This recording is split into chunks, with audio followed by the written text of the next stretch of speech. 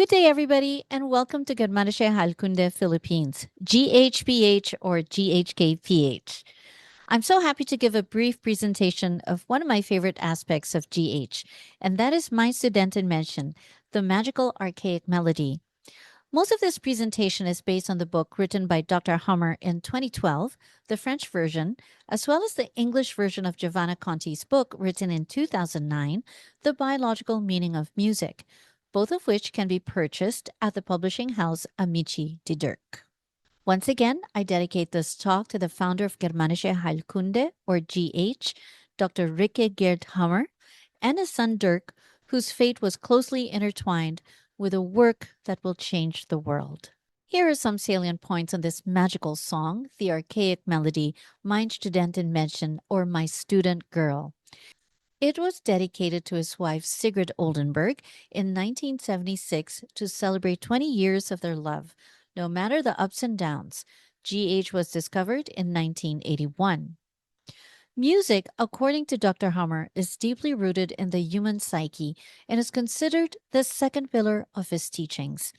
He believed that music and other forms of art reflect the deep connection between psyche, brain, and organ relays. On the cover, it is inscribed, "Stops the panic, cancer, and psychoses," something that I will cover later. Dr. Hamer calls the archaic melody the greatest therapeutic discovery in centuries, and it gives him goosebumps. Mein Studentenmädchen is a perfect example of the archaic melody and senseful biological special programs. And of course, the most important aspect, this magical song would not have been discovered without the brilliant work of this lady, Giovanna Conti. Dr. Hamer and Giovanna Conti collaborated on establishing the basis for understanding archaic melodies within the Germanische Heilkunde system. On the first page of the book, we see a verse from the Poetic Edda. The Poetic Edda, also known as the Elder Edda, is a collection of Old Norse poems. It is a primary source for what we know about the Norse mythology today. The poems of the Poetic Edda are divided between mainly mythological ones and heroic poems about Norse heroes, and some say that Edda derives from the Sanskrit word for knowledge, or Vedas. This has me circling back to the Germanic roots and mythology that inspired Dr. Hamer so much. The reason I think that it's important to explore these roots is that Dr. Hamer connects the song's magical effects to ancient Germanic knowledge. In this verse from Wodan's song, we see the most sacred Hagal rune. The song itself is capable of stopping a fire. Germanic religion had roots in the Neolithic period, Norse mythology, and Proto-Germanic religion, and involved the veneration of nature and animals, with deities such as Odin, who was also called Odinas or Wodan, the father of the gods, lord of wisdom, death, and trade. Thor was known as Duneras, the god of rain, and the one closest to humans since he protected their world and held with the crops. Frigga was named Frio, wife of Odinas. She was the goddess, protector of family, women, and revenge. Tyr was named after Divas, the god of war, courage, loyalty, to whom most sacrifices involving blood were made. Not only has Germanic influence permeated our popular culture, such as movies and books, but it has also defined our daily life, quite literally. Proto Germanic culture originated around 1800 BC, stemming from tribes that migrated south from Scandinavia due to climate changes. Women were respected and marriage was taken seriously. The advice of women was considered wise, as warriors would often seek their counsel, and they were known as seeresses. Agriculture, cattle raising, and hunting were the main sources of food. The Germanic people were less focused on art and wealth compared to the Celts. Germanic warriors were large, strong, and skilled in guerrilla tactics, often using psychological terror in battle. The Germanic language branch is divided into three sub-branches: East Germanic, which is now extinct; North Germanic, including Old Norse, the ancestor of modern Scandinavian languages; and West Germanic, including Old English, Old Saxon, and Old High German. Germanic speaking people first appeared in the first millennium BCE, residing from southern Scandinavia to the North Baltic Sea. They interacted with Finnic and Balto Slavic tribes, leading to linguistic borrowing. Old Norse, spoken by most Vikings, preserved native Nordic pre Christian Germanic mythology and folklore, especially in the Old Icelandic dialect. Modern descendants of these languages include Dutch, English, Frisian, and Yiddish from the West Germanic branch, and Danish, Faroese, Icelandic, Norwegian, and Swedish from the North Germanic branch. European countries such as Scandinavia, Germany, France, Italy, Belgium, Netherlands, Great Britain have been populated with migrating Germanic tribes. Definitely a vaster expanse than just Germany.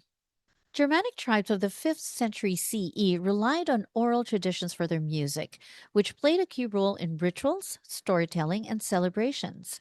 Common instruments included drums, rattles, bells, lyres, lutes, horns, flutes, and pipes, all crafted from natural materials like wood, bone, and animal hides. Vocal music, including chants, drones, and call and response styles, especially for the warrior clans, with battle cries and war chants, were also integral parts of the musical traditions. Overall, the Germanic tribal music of this era reflected the communal, spiritual, and martial aspects of these societies through its raw, earthy sound. Songs, it is believed, that were passed down from Odin himself, the magical songs of the gods. Dr. Hamer called Mein Studentenmädchen the Heilkunde of freedom.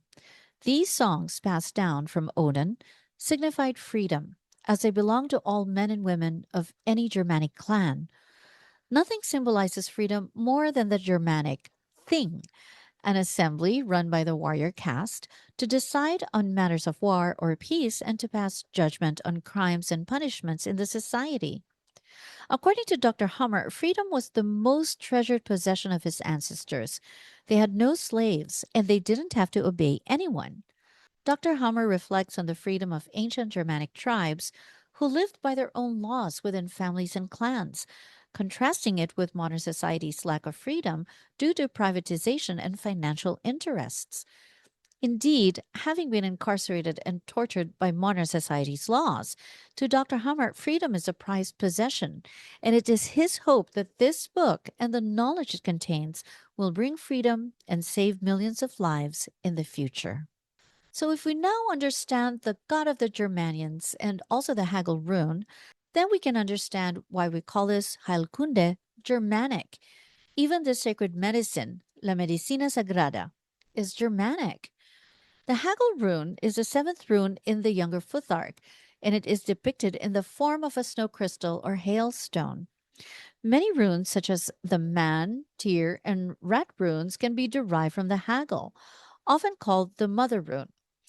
Hagel symbolizes protection and guardianship, and the term hexe or witch and its English counterpart, hag, are derived from this rune.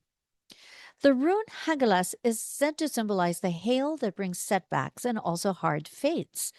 Part of the message behind it, if you manage to overcome difficulties that come your way, you are in for a much brighter future. However, Hagalas also promises joy and warmth, but only with the onset of the thaw. Hagel also encompasses the Christ monogram Cairo, formed by the runes Wunjo and Gebo, which symbolizes bliss and balance. Remarkably, the entire Roman numeral system can be traced back to Hagel, with Roman numerals I, V, X, L, C, D, and M corresponding to 1, 5, 10, 50, 100, 500, and 1000, respectively. Fascinating connections abound in Hagel's symbolism. On the other hand, the Hagel rune, which is composed of the man rune, spirit, and the woman rune, substance, is a full symbol of that androgyny, male female, which not only dominates the cosmos everywhere, but also allows it to come into being in a perceptible way. To honor their gods, the Germanic people celebrated figures such as Twisto and Manos, who were actually legendary ancestors of the Germanic tribes. The Latin name manus relates to the Proto Germanic term for man, which aligns with the meaning of the rune man. This rune, depicted in various symbols like the crocus by Sandford University and the Academy, represents all of humanity, encompassing both males and females. Dr. Hammer dreamt of a field of crocuses and also dreamt of GH being accepted all over the world.